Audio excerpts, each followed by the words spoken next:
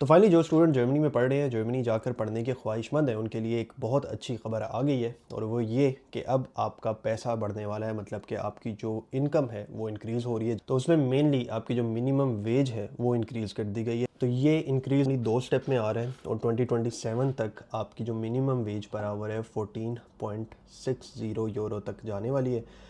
जो first phase है इसका वो 2026 में आ जाएगा, और ये कह रहे हैं कि जी 13.90 यूरो हो जाएगी हमारे अगले साल, मतलब 2026 में।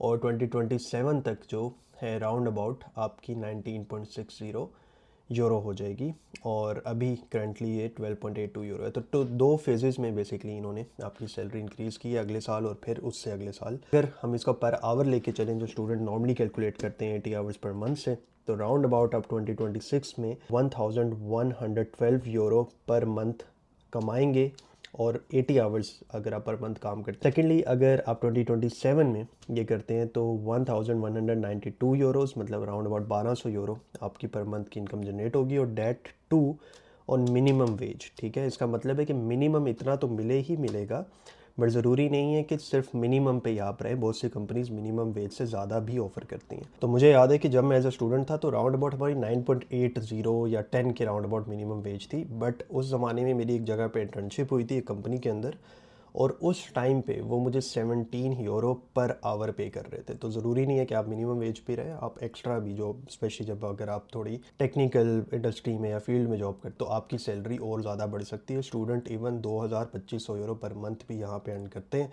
और पर्सनली मैं बहुत ज़्यादा ऐसे स्टूडेंट्स को जानता हूँ। तो डू मेक श्योर कि यूरोप से रेलिवेंट जो भी इन्फॉर्मेशन आप अप टू डेट रहना चाह रहे हैं, तो आप मेरे पेज को लाजमी फॉलो कर लें। सी यू सून इंशाल्लाह और ज़्यादा अच्छी न्यूज़ के साथ।